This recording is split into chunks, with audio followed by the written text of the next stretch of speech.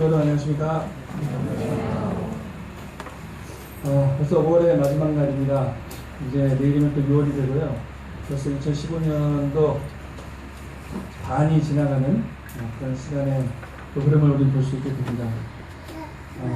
우리 성학생들 찬양하는 거 보니까 우리 예배 분위기가 좀 밝아진 것 같죠? 네. 그 대표적인 예가요. 아까 저번에 첫째 신나는 끝나고 가정 맹세를 하는데 우리 어르신들 처음에 우리끼리 예배할 때는 천천히 하는데 점점 빨라지시고 목소리가 부각되셨어요. 그러다 보니까 참 젊음이 좋은 거구나라는 생각이 듭니다. 그리고 우리 에덴 기쁨 방금 찬양할 때 보니까 이 성학생들이 별로 이렇게 창피해서 그런가 뭔가 얼굴이 어른들 앞에서 자기들끼리 예배를 드리다가 보니까 긴장돼서 그런가. 그래서 얼굴을 보니까 제가 방금 여기 앉아서 그런 생각을 해봤습니다. 저 친구들이 지금 무슨 생각을 할까? 이게 지금 제 예배 찬양인데 무슨 생각을 할까? 그래서 제가 저만한 나이대를 생각해보니까 저 친구들은 여기 서서 야, 이 찬양이 식구님들한테 은혜롭게 가야 될 텐데 이런 생각보다는 우리가 이 어르신들이 우리나라를 어떻게 바라볼까? 머리는 흐트러지지 않았을까? 내 표정은 괜찮아 보일까? 뭐 이런 생각을 할 것 같아요. 그러니까 아침에 우리 딸내미도 오늘 여기 다녔습니다고 고데기로 머리를 끼는 거예요. 계속 이쁘게 보이고 싶은 마음에 섰는데 긴장되고 노래는 잘 안 되고 그래도 어떻게 보기 좋았죠? 네. 그래서 매월 마지막 주는 연합 예배를 통해서 우리 미래의 성학생들 또 우리 이스라엘 형제들의 그런 노래도 또 율동도 보면서 밝은 보다 좀 흥이 넘치는 그런 예배가 됐으면 좋겠습니다. 오늘 말씀해 주시는 세상을 이기는 길 천동원님이라는 말씀을 주제로 잡아봤습니다. 사진은 아버님 성화 1000일째 되는 그 기념 예배를 드리는 사진입니다. 미국의 맨하탄 센터에서요 지난 5월 24일날 기념 예배가 어머님 모시고 있었습니다. 그러니까 영상에서 보셨듯이 많은 식구들이 한 자리에 모여서 아버님의 벌써 성화하신 천주 성화에 1000일이 지났습니다. 진짜 엊그제 같은 일인데 벌써 1000일이라는 긴 시간이 흘렀습니다. 그리고 또 이 예배 때 선생님께서 어머님을 소개하는 그런 사진입니다. 그래서 어머님께서 이렇게 다녀주셔서 아까 우리 영상에서 보셨듯이 우리가 앞으로 가야 할 길에 대해서 또 말씀해 주시는 그런 어머님의 사랑을 느낄 수 있었습니다. 그리고 또 5월 30일, 29일이죠.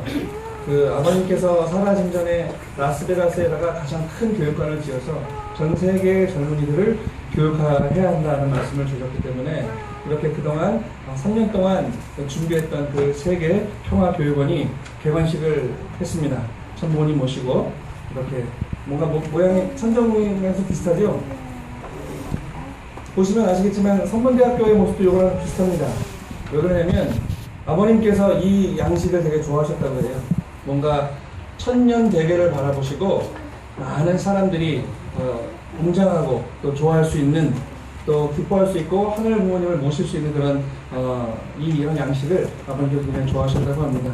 그래서 개관식을 통해서 어머니께서 선별하시고 또 이 교육관이 저도 아직 가보지 못했지만 굉장히 큰 교육관입니다. 몇천 명이 들어가서 교육을 받을 수 있는 그런 곳이기 때문에 앞으로 전 세계의 우리 젊은이들이 이 라스베가스 하면은 보통 다 도박 생각하잖아요.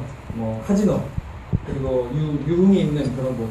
근데 그 유흥을 위해서 모여드는 그런 라스베가스가 아니라 소돔과 고모라 같은 라스베가스가 아니라 말씀과 천부모님의 할머니의 사랑이 넘치는 그런 라스베가스로 변화시켜야 된다. 예전에도 아버님께서 라스베가스에 항상 설명하실 때 그런 말씀 많이 하셨거든요. 이 라스베가스가 즐기기 위해서 오는 것이 아니라 함께 나누기 위해서 오는 것이 되어야 된다. 지금은 라스베가스 그러면 젊은이들이 가고 싶어 하는 곳이에요. 재밌거든요. 볼 게 많아요. 근데 그러한 여흥을 즐기는 것이 아니라 이제 우리가 말씀을 듣고 이 말씀을 통해서 즐거움을 찾는 그러한 이 소돔과 고모라 같은 라스베가스가 아니라 하늘 부모님과 참 부모님의 사랑이 넘치는 그런 라스베가스로 만들어야 할 것이다. 왜냐하면 이 라스베가스라고 하는 것이 사탄이 가장 사탄의 영향력을 극대성시켜 놓은 곳이 바로 이 라스베가스입니다. 여기 가보면 저도 라스베가스 한 3번 가봤는데요. 길거리에서 많은 그 사창가의 그 노부들이 전단지를 나눠줍니다. 전화만 하면 나랑 잠을 잘 수 있다. 그리고 이게 되게 합법화되어 있어요. 그리고 이 라스베가스는 그날 결혼식을 할 수 있고 그날 이혼도 할 수 있습니다. 세계에서 가장 결혼과 이혼이 빠른 곳이 라스베가스입니다. 그러니까 사탄의 문화가 아주 이 농악에 짙게 깔려있는 라스베가스인데 아버님은 정문법을 택하신 것이죠. 둘러가는 게 아니라 사탄의 핵심을 찔러서 거기에 하나님의 사랑을, 그리고 말씀을, 원리를 뿌리내리고자 하셨던 것이 아버님의 사상이라는 것이죠. 그래서 이러한 내용들을 살펴보기 전에 어머니께서 우리는 한 달 전에 유럽에 가신 사실을 알고 있습니다. 그러면 참 어머니께서 유럽에 순회를 가셨어요. 근데 많은 우리들은 뭐 또 하나의 섭리의 일환이겠지, 그냥 또 그렇게 가셨겠지 라고 생각하는데, 우리는 그 이번에 왜 어머니께서 유럽에 가셨는가 라는 걸 좀 살펴볼 필요가 있다는 것이죠. 첫 번째로 73세가 되신 어머님이 직접 솔선수범 목숨을 건 노정이었다는 거예요. 예전에도 아시겠지만 120개국 순회를 어머니께서 아버님 명의 3번 하셨습니다. 매일 120개국이면 120일 동안 단 하루도 쉬지 않고 매일 이 나라, 그 다음은 다음 나라, 다음 나라 비행기를 타고 긴 여정의 차를 타고 60이 넘으셨던 그 어머님이 아버님의 명예에서 말씀을 세상에 선포하러 가셨다는 것이죠. 그리고 이번에 아까 영상에도 나왔지만 어머님의 핵심 키워드는 진실을 밝히는 것이라고 했습니다. 아까도 말씀드렸지만 계속 어머니께서 우리 식구들에게, 또 우리 공직자들에게 강조하시는 것이 뭐냐, 참부모를 세상에 알려야 된다는 말씀을 주시거든요. 참부모를 알려야 된다. 근데 그 누구도 우리가 기쁜 마음으로, 당당한 마음으로 세상 앞에 참부모를 알리는 그런 사람들이 우리 통계에서 많지 않다는 거예요. 그래서 어머님이 죄송하지만 하다못해 직접 안 하신 거예요. 그래서 내가 왜 참부모가 세상의 주인이 되어야 되느냐, 왜 참부모님을 중심하고 모든 문제를 해결할 수밖에 없느냐, 그 진실을 밝혀야 되는 것이 유엔인데, 유엔이 지금 세계의 난 문제들을 중재하고 부자 나라는 가난한 나라를 지원하고 이러한 어떤 순환 구조가 되어야 되는데 유엔이 그 역할을 제대로 하고 있지 못합니다. 심지어는 IS라는 이 무장 세력들이 그 유럽 중동 국가를 점령하고 사람들을 죽이고 있는데도 유엔이라는 세계 기구가 그걸 중재할 수 있는 힘도 없고 중재하려고 하지도 않아요. 혹시 내가 잘못될까? 그냥 그렇게 이름만 가지고 있다는 거예요. 그래서 어머님이 직접 목숨을 건 사투를 솔선수범으로 보여주셨다는 거예요. 그리고 또 하나, 아까 여기 영상에 기자 간담회 하셨다는데 이게 역사적인 사실입니다.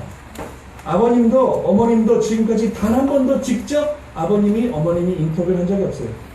근데 이번에 한국에서 이번에 통일교회 한학자 총대가 이번 수련을 담당하니까 아까 보시면 그 테이블에 앉은 10개 이상의 이 기자들이 동행했어요. 그리고 어머님의 노정을 같이 취재했습니다. 그리고 마지막에 어머님을 모셔놓고 기자 간담회를 했어요. 얼마나 기자들이 궁금한 게 많겠어요. 질문 참 많이 했습니다. 그때 어머니께서는 둘러 말하지 않고 당당하게 참 부모가 이 세상을 해결하는 키워드다라고 얘기하시는 거예요. 그리고 그 기자, 제가 그 글을 읽어보니까 한학자 총재는 자기들의 교리를 자꾸 설명하려고 했다. 그리고 들어봤더니 그러고나서 어머니의 말씀을 그 기사에 쫙 내는 기억이 있습니다. 그래서 어머님 스스로 세상 앞에 진실을 밝히고자 하는 거예요. 생각해 보십시오. 저 같은 사람이 나가서 무슨 얘기를 하는 걸 누가 듣겠습니까? 근데 세계적인 이슈를 갖고 있는 우리 참 부모님이 세계를 순회하시면서 이 세계의 난문제를 해결할 길은 참 사람밖에 없다. 그리고 이 자식들의 문제를 해결할 수 있는 것은 부모밖에 없다. 그래서 이 땅 가운데 타락한 이후에 6,000년 만에 다시 온 그 메시아 참부모가 바로 문선명 한학자 부부다라는 걸 선포하셨거든요. 그런 내용을 볼 때 우리는 참 감사한 마음을 가져야겠습니다. 그래서 이 어머니 말씀에 보면 타락 있는 구원을 위해서 4,000년이나 시간을 하나님이 구원성 역사를 진행시켰다는 거예요. 그리고 어떻게 해요? 이스라엘 민족에 예수님을 보냈는데 그 예수님이 십자가에 돌아가셨어요. 그리고 어떻게 해요? 이후 이 기독교를 중심으로 하나님은 다시 섭리를 시작하십니다. 기독교를 중심으로 2,000년 동안 뭘 준비하셨어요? 다시 오실 메시아를 보내기 위한 준비를 하셨다는 것이죠. 그리고 나서 이 17세기에 메시아가 오기 얼마 전인 17세기에 그 청교도들의 그 청교도들은 신앙의 자유, 이 제도에 얽매이지 않고 하나님을 자유롭게 모실 수 있는 그러한 땅을 찾아서 미국이라는 신대륙을 찾아서 이주를 합니다. 그리고 이 청교도들에 의해서 미국이라는 나라는 어떻게 해요? 세계의 가장 부강한 국가가 됩니다. 짧은 200년 역사를 가지고 아주 이 튼튼한 국가가 되죠. 그게 왜 그렇게 되느냐? 다시 오실 메시아를 막기 위한 하나님의 모든 축복을 미국이 받았다는 겁니다. 그러면 왜 미국에 메시아가 오지 않았을까? 아니, 하나님의 축복이 미국에 그렇게 다 주셨다고 한다면 미국이라는 나라에 메시아를 보낼 수 있었을 텐데 하나님은 미국이라는 나라에 메시아를 보내지 않았습니다. 왜 그러느냐? 세계적으로 부강한 나라 미국이 돼서 그 미국이 다시 오실 재림주가 오시는 나라, 즉 한국을 지원하고 응원하고 한국을 세계 앞에 드러내야 하는 그런 책임을 받았기 때문에 그렇습니다. 근데 그 미국이 어떻게 해요? 책임을 다 했는가라는 생각을 볼 때 그 미국은 하나님의 섭리의 한 가운데 있음에도 불구하고 그 섭리의 책임을 다하지 못했습니다. 그리고 그 섭리의 책임을 다하는 것이 무엇이냐? 이 미국이라는 나라가 다시 세계 속에 섭리의 그 책임을 다하는 나라로 서기 위해서는 한국을 찾아 세워야 된다는 아버지 말씀이 있었습니다. 그래서 어떻게 해요? 이 책임을 다하기 위해서는 한국이라는 나라를 미국이 세워야 되는데 이 한국이라는 나라 안에서는 한국의 식구들이 다시 일어나야 된다. 한국의 식구들이 다시 부흥해야 된다는 말씀을 주셨어요. 그래서 우리는 그 부흥을 통해서 참 부모님을 세상에 알려야 할 건데 우리는 지금 한국에 있는 우리 식구들이 참 부모님을 많이 놓치고 있습니다.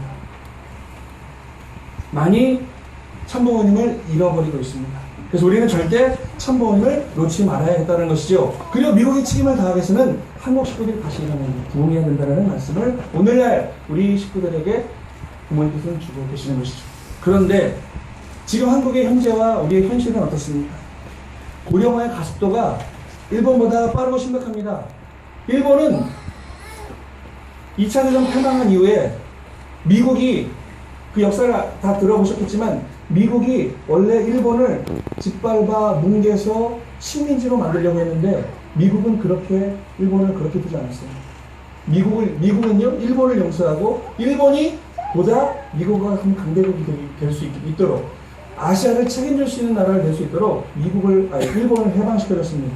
그리고 일본이 성장할 수 있도록 많은 지원을 했어요. 그래가지고 일본은 이 산업화 속도가 급격히 빨리 진행됐죠. 아마 우리 일본 식구님도 많이 계시니까 아실 겁니다. 일본은 우리나라보다 30년, 40년 먼저 근대화를 일으켰죠. 제가 어렸을 때만 해도 일본이 우리나라보다 30년 잘 산다고 했습니다. 우리가 아무리 난다긴다 발부동차야 일본의 발끝도 못 쫓아간다는 그런 분위기였어요. 그래서 카메라 하나를 사도 일본 가서 사고요. 우리나라 거 사지 않았습니다. 전자제품도 우리나라 거는 그냥 합법이었죠. 일본 거가 세계 최고였기 때문에 일본 거를 받아들였어요. 근데 그렇게 산업화 속도가 가속되니까 일본에 어떤 일이 벌어지느냐? 일본이 점점 고령화되어 가고 있습니다. 살기 좋아지고 아주 좋은 사회가 되니까 일본의 젊은이들이 결혼하지 않아요. 결혼하지 않아도 얼마든지 재밌고 행복하게 살 수 있어요. 이게 선진국들의 모습입니다. 후진국들은 어때요? 자식을 막 10명씩, 20명씩 낳죠. 제가 필리핀에 봉사활동 갔는데도 집두절도 없는 판잣집에 사는데 자식은 10명씩 낳더라고요. 왜 그런가 모르겠어요. 그게 이 인류, 이 발전의 문화의 양상입니다. 잘 사는 나라일수록 왜? 좋은 스테이크를 먹어본 사람은 또 먹고 싶어 해요. 좋은 걸 가져본 사람은 더 갖고 싶어 합니다. 그러니까 이 잘 사는 나라는 내가 즐기고 내가 행복하기 위해서는 어떻게 해요? 딸린 식구가 많으면 안 되는 거예요. 그러니까 한 명, 두 명 갖다가 지금은 아예 결혼을 하지 않습니다. 그러니까 어떻게 해요? 그 산업화를 이끌었던 그 주역, 이 세대가 나이가 들어가니 그고 젊은이들은 자녀를 낳지 않아요. 근데 고령화 속도가 빠르죠. 근데 더 심각한 건 우리 대한민국이 일본을 쫓아가고 있어요.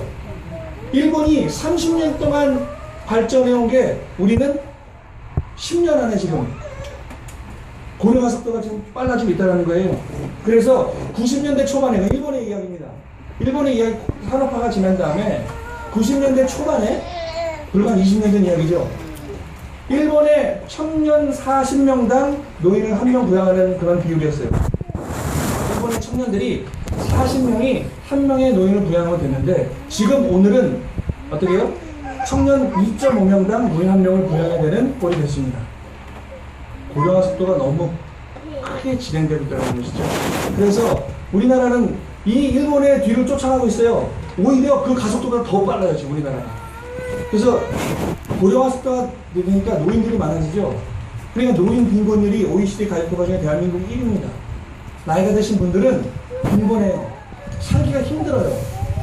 왜냐면 탄탄한 국가 기반을 가지고 그 노인들이 나이가 들었을 때 국가가 보완하고 지원을 해야 되는데 너무 빠른 속도에 확 가버리니까 준비를 미처 하지 못했다는 거예요. 지금 저번에 우리 다큐멘터리 보니까 이제 우리나라가 심각성을 조금 깨닫고 준비하고 있는데 벌써 늦었다는 겁니다. 근데 이러한 사태를 보니까 우리 교회도 19분부대의 고령화가 빠르게 진행됩니다.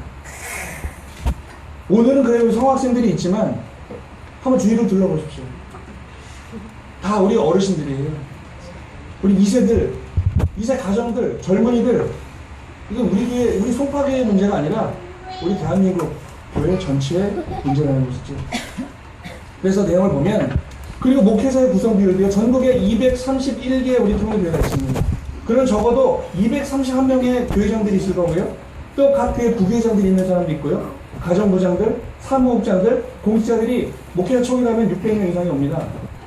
근데 전국 이 목회자 구성 비율을 보면 6,500가정 이상, 나이가 50이, 60이 다 된 이 목회자 비율이 전체 목회자의 60%가 넘어요.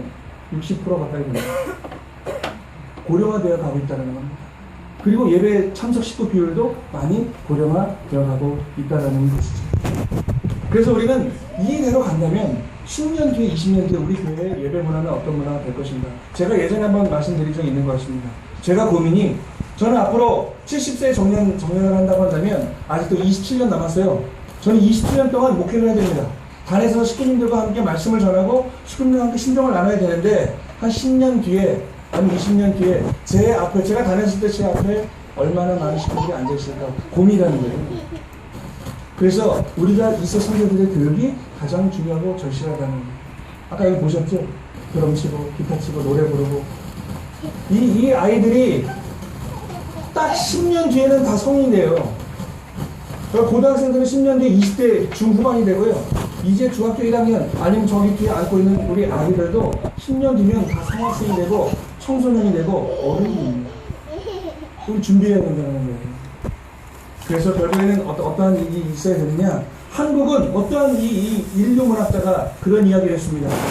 한국은 일본이 갖지 못하는 가장 중요한 것을 갖고 있다는 거예요.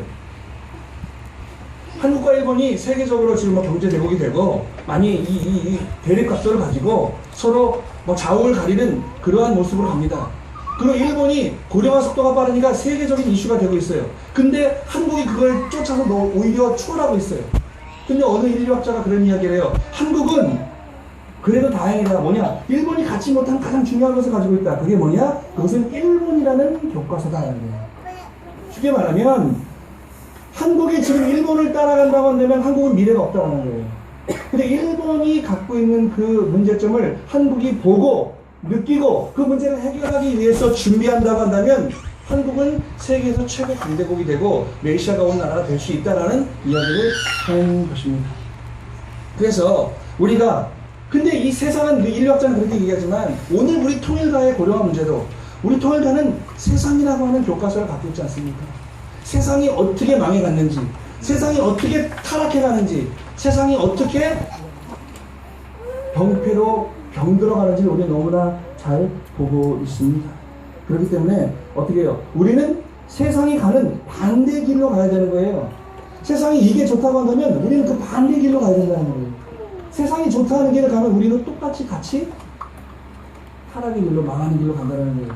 그래서 우리 여기 성학생들 왔는데 우리 성학생들한테 오늘 예배 끝나면 제가 또 교육을 할 겁니다. 어저께 제가 밤에 우리 딸내미하고 둘이 동상이몽이라는 그 프로그램을 봤어요. 이게 뭐냐면 엄마하고 딸이 나와서 서로 입장을 얘기하면서 싸우는 거예요. 유재석이가 사회를 보고요. 딸내미가 이 올해 엑소라는 그 아이돌을 너무 좋아해가지고 중학교 2학년인데 하루 24시간 중에 잠자는 시간 포함해서 20시간을 엑소를 보고 이 검색하고 엑소가 뭐 물건 사고 콘서트 가고 그래서 20만원 30만원 넘게 쓴다는 거예요. 그 엄마는 공부해라. 엄마는 잔소리를 듣는 거예요. 그래서 계속 싸우다가 나중에는 서로 또 왜 우리 딸내미가 이렇게 엑소에 미쳐가는가. 또 그런 또 사연이 있더라고요. 뭐 왕따를 당하고 전학을 갔는데 애들이 받아주지 않고 근데 애들이 모두 이야기하는 건 전부 엑소 얘기라는 거예요. 내가 엑소에 대한 최고가 되면 저기는 인정을 받겠구나. 그래서 미친 듯이 사드리고 뭐 검색하고 엄마 아빠 생일은 몰라요. 엄마 생일 언제인지 아나? 그랬더니 4월달? 아빠는 11월달. 근데 누가 이렇게 찬열이 그 엑소의 멤버가 있어요. 찬열이 생일은 11월 27일 딱 알고 있더라고요. 엑소 멤버가 10명이 넘는데 달달달달 외우고 있어요. 그리고 집이 부산인데 엄마 나 사진 문제 사진 찍으러 새벽에 해운대 갈게요. 가놓고 서울에 KTX 타고 그 찬열이네 엄마가 하는 레스토랑 가서 찬열이를 못 보니까 찬열이네 엄마라도 보자. 레스토랑 가서 밥 먹는 거예요. 아 저도 이해가 안 되더라고요. 그리고 제가 한마디 했어요. 우리 딸내미한테 넌 저러면 죽는다. 저는 그러지 않아요. 그러더라고요. 그나마. 근데 저 딸내미가 왜 저러는지 나중에 울면서 이야기한 얘기를 들어보니까 이해가 공감이 되는 거예요. 왕따 당하기 싫어서. 근데 엄마는 나의 사정은 모르고 계속 나한테 잔소리만 하는 거예요. 근데 또 이 엄마도 울면서 이야기를 하는 거예요. 엄마는 아이를 못 낳는 판정을 받았대요. 그래서 첫째 딸을 시험관 하기로 어렵게 낳았대요. 근데 둘째 딸이 임신이 된 거죠. 근데 이 엄마는 하늘의 선물, 신의 선물이라고 생각하고 그렇게 애지중지하고 내 인생의 전부라고 생각하는 얘가 자꾸 반대되는 거예요. 그래서 그렇게 이 나중에 싸우다가 서로의 입장을 알게 되니까 서로 부둥켜갖고 울리면서 오열합니다. 그래서 우리는 우리 2세대 젊은 애들이 또 우리 식구님들이 세상의 반대 길로 가는 것이 아니라 세상을 따라가는 것이 아니라 세상이 가는 반대의 길을 쉽지 않습니다. 하지만 그 길을 가야 우리는 승리할 수 있다라는 것이죠. 그래서 아까 우리는 내적으로는 어떻게 해요? 2세, 3세들의 교육이 중요합니다. 우리 내적으로는 우리 젊은 아이들이 세상을 움직일 수 있는 그러한 미래의 주인공들을 만들어야 되는 것이 우리의 사명이죠. 하지만 외적으로는 뭘 해야 됩니까? 오늘 참 어머님이 우리한테 뭘 강조하십니까? 전도해라는 거예요, 전도. 지난주에도 말씀드린 전도는 뭡니까? 길을 전하는 거예요. 길을 알려주는 겁니다. 자, 우리 인류가 앞으로 망하지 않고, 멸망하지 않고, 서로 화합하고, 밝은 미래를 갖기 위해서는 이렇게 가야 된다는 길을 가르쳐 주는 것이 전도예요. 기독교에서 말하는 예수님의 말씀을 전하는 이게 아니라 세상이 긍정적인 미래로 갈 수 있게 만들어주는 것이 바로 전도라는 것입니다. 그런데 어떻게 해요? 우리는 전도가 뭐예요? 전도는 참 부모님을 세상에 알리는 것이라고 했습니다. 근데 누구라고 말씀드리지 않겠지만 우리 교회 카톡에 어떤 분이 글을 남겼어요. 전도가 참 부모님을 알리는 것이라고 하는데 어떻게 해야 참 부모님을 알리는 것인가 참 모르겠습니다. 제 신앙이 작은 것 같습니다. 제가 답을 했어요. 아닙니다. 매주 예배만 나오는 것만으로도 우리 식구님의 신앙은 하늘을 찌릅니다. 자꾸 참부모를 알리라고 하는데 좋다 이거예요. 어떻게 알리라는 겁니까? 어떻게. 우리가 100명 예배 끝나고 자서전 들고 전단지 들고 미친 사람들처럼 참부모님 왔습니다 하고 막 이 동네를 뛰어다녀야 되는 것인가. 그래서 우리가 참부모를 세상에 알리는 것이 무엇입니까? 신종족 메시아가 되는 거예요. 신종족 메시아가 뭡니까? 밖에 나가서 모르는 사람들한테 이야기하는 게 아니라 아직 축복받지 않고 아직 뜻을 모르는 내 친척들, 내 동생, 내 형, 내 형수, 내 조카들에게 참부모님의 사랑을 알리는 것이죠. 그리고 축복을 받고, 축복이 뭡니까? 원죄를 청산하고 혈통 전환을 시키는 것이 우리의 사명이라는 거예요. 그 두 번째로 정성의 생활 안에는 정성을 들여야 겁니다. 영계가 함께 할 수 있는 정성이 필요해요. 저번에도 말씀드렸지만 우리의 힘으로는 절대 이 세상을 뒤집어 볼 수 없습니다. 왜냐하면 세상은 70억이고 우리는 깨끼야 10만밖에 안 되는데 우리가 어떻게 세상을 엎을 수 있겠어요? 그래도 우리가 갖고 있는 가장 큰 힘은 뭐냐? 영계라는 힘을 갖고 있어요. 세상 사람들은 영계를 모르지만 우리는 영계를 알아요. 영계가 어떻게 움직일 수 있다는 것도 우리는 알아요. 지금 우리가 눈에 보이진 않지만 하나님을 이야기하고 사랑을 이야기하고 우리가 뭔가 이 연계를 이야기합니다. 그리고 우리 식구들 다 연계를 믿어요. 근데 저도 마찬가지지만 우리는 연계를 믿는데 연계를 확신하지 못하고 있는 게 우리의 맹점입니다. 우리는 말씀을 너무 고차원적인 말씀을 들어서 우리가 죽어서 성화하고 나서 어디로 간다는 걸 다 아는데 거기에 대한 확신이 없다는 거예요. 그러니까 항상 지지부지하고 있는 거죠. 그래서 우리가 기도하라는 겁니다. 기도의 힘을 아버님께서 하나님 우리에게 크게 말씀해 주세요. 뭔가 원하는 게 있느냐? 뭔가 하고 싶은 게 있느냐? 뭔가 이루고 싶은 꿈이 있느냐? 그럼 기도해라 그랬어요. 기도하는 그 순간이 하늘과 내가 만나는 접점이라고 그랬거든요. 우리는 24시간을 그냥 내 의지대로 살아가죠. 근데 왜 우리가 기도해야 되느냐? 카페에서 이따 또 광고 시간에 이야기할 겁니다. 카페에서 뭐 정성을 들여라. 아버님 성화 때까지 93일 정성을 들여라. 또 우리 100일 동안 100일 특별활동 기간에 우리가 가족 뭐 혼독회라고 서로 즐거웠던 이야기를 나누고 해라는 거예요. 또 왜 하라는 거예요? 그렇게 해야 하늘이 우리에게 축복을 주려고 지금 문을 열어놨는데 내가 하늘과 맞닿을 수 있는 접점이 없는 거예요. 그래서 기도하라는 거예요. 밥 먹을 때 우리 하루에 3번 기도하죠. 제가 정말 우스갯소리로 말씀드리면 3초 이상 기도하시면 은혜 떨어집니다. 식사 기도는 3초 하시면 돼요. 3초. 밥이 나왔어요. 자, 하나님 아버지 감사합니다. 먹고 열심히 하겠습니다. 아, 저 하면 돼요. 그 3초라도 내가 하나님한테 기도할 수 있는 문을 열어놓는 시간이 있기 때문에 하늘이 역사할 수 있는 거거든요. 근데 우리는 기도하지 않아요. 정성이 없어요. 그러니까 하늘이 역사할 수 없는 거예요. 우리 원리에서 배웠습니다. 우리가 먼저 상대 기준을 조성해야 연계가 퍼볼 수 있다는 것이죠. 그래서 우리는 정성을 들여야겠습니다. 그리고 마지막으로 시크릿 실천입니다. 지난주에 정배 회장님께서 저한테 전화를 하셨어요. 전화 자주 하시거든요. 전화하셔가지고 목사님 혹시 시크릿이라는 책을 읽어보셨습니까? 이게 한 10년 전에 우리 카프에서 엄청 유행했던 책이에요. 영상도 있고요. 뭐냐? 내가 믿는 대로 이루어진다는 거예요. 이 시크릿 이 저자가 지은 게 뭐냐면 내가 생각하는 대로 반드시 이루어진다는 거예요. 그러니까 뭐냐? 이거는 반드시 된다고 하면 이루어진다는 거예요. 근데 이거는 좀 어려울 것 같은데 그럼 또 그게 이루어지는 거예요. 그러니까 어렵다는 거예요. 그러니까 내가 생각하고 내가 믿는 대로 이루어진다. 이거를 과학적으로 조사를 해서 증명한 거예요. 그렇게 꿈을 가지고 움직이는 사람은 반드시 그 꿈이 이루어지더라는 것이죠. 근데 아유 될까? 의심하는 사람들은 그 의심하는 쪽으로 그 운세가 간다는 거예요.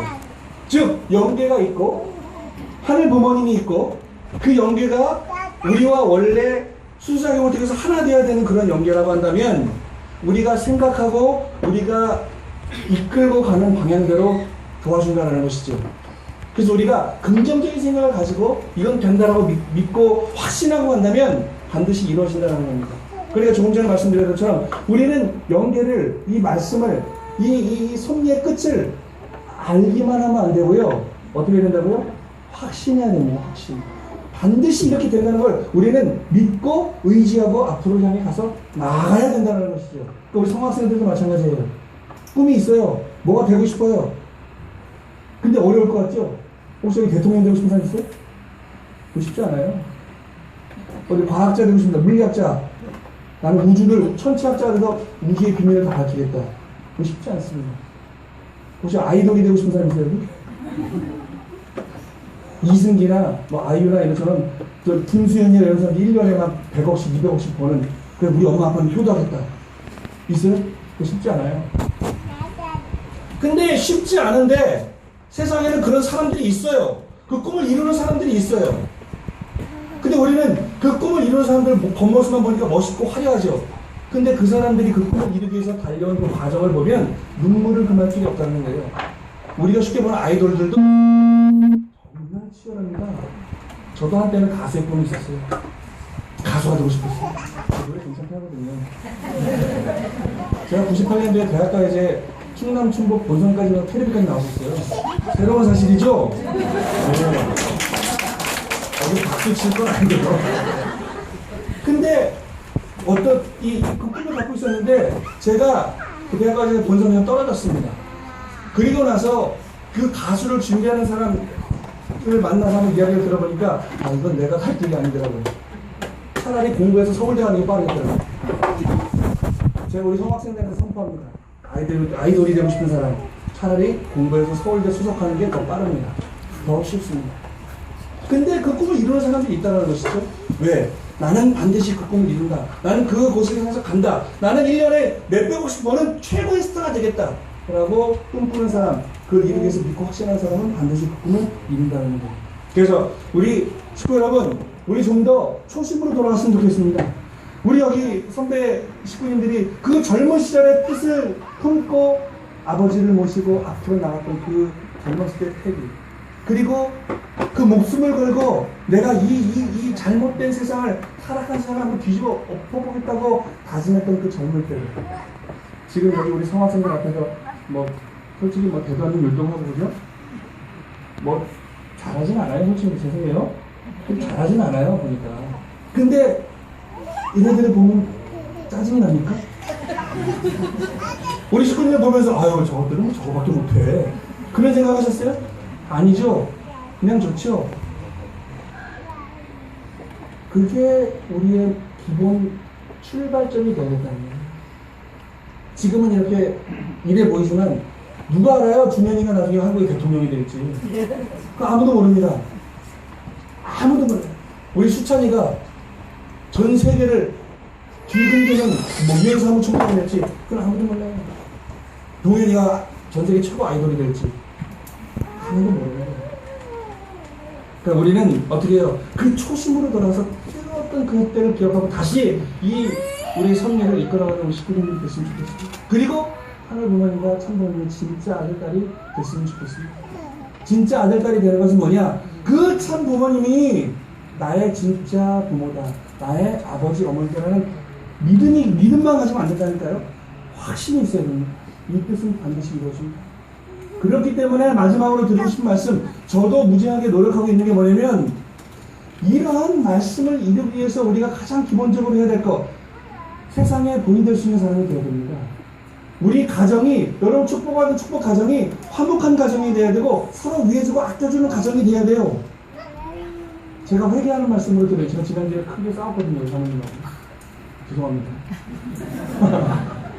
그래야 저도 깨닫는 거예요. 이렇게 해주길 바라는데, 저는 그렇게 해주길 바라거든요. 근데 반대로 생각해보니까 그 사람도 나한테 그렇게 해주길 바라더라는 거예요. 그러니까 내 생각만 하니까 계속 평행선이죠. 그러니까 하나를 내려놓고 받아들이면 좀 더 화목한 가정이 되지 않을까. 그래서 신정종 메시아가 되려면 봐라, 동생들, 우리 친척들한테 가서 봐라, 우리 이렇게 행복하게 잘 산다, 돈이 되고 있다 라고 보여주면 우리 축복 가정들이 되지 않을까 생각합니다. 그래서 우리가 하나님 부모님과 참 부모님의 진짜 아들딸이 되는 우리 송파교가 되시길, 우리 식구님이 되시길, 진심으로 이 뜨거운 여름날 뜨겁게 사랑하는 우리 식구님들이 되시길 바랍니다. 기도하겠습니다. 존귀하신 하나님 부모님, 사랑하는 천진 참 부모님 감사합니다. 아버지 참 부모님께서 우리를 낳아주시고 우리를 길러주시고 우리를 세상 앞에 당당히 하나님 부모님의 참 부모님의 아들딸로 세워주심에 진심으로 감사를 드립니다. 하지만 그 세워주신 그 자리가 얼마나 귀하고 얼마나 소중한지를 모르고 철부지같이 보내온 우리의 모습을 다시 한번 하늘 앞에 아버지 반성을 드리고, 우리가 다시금 크게 심기일전에서 하나님 부모님과 참 부모님의 꿈을 이루는 진짜 참된 아들딸이 되기 위해서 다시금 세상 앞으로 나가보자 하오니, 아버지 세상이 간 그 길이 아니라 세상이 갔던 그 반대 길로 그들을 인도하고 앞으로 전진할 수 있는 강하고 담대함을 허락해 주시옵소서. 아버지 참 아버님 성화하신 지 벌써 1000일이 지났습니다. 그 1000일 동안 우리는 무엇을 꿈꾸고 무엇을 위해 이 1000일이라는 시간을 보냈습니까? 이제 새로운 1000일, 아니 새로운 100년대계, 1000년대계를 위해서 우리가 그 뜻을 이루는 아들딸이 될 수 있도록 인도하시고 역사하시고 축복해 주시옵소서. 그리고 초심으로 돌아서 그 뜨거웠던 젊음의 패기로 세상 앞에 아버지를 증거하는 우리 성파교 식구들 될 수 있도록 축복해 주셨기를 간절히 일본어의 모든 말씀을 축복 중심하는 당신의 이름으로 간절히 보고드렸사옵나이다. 아멘.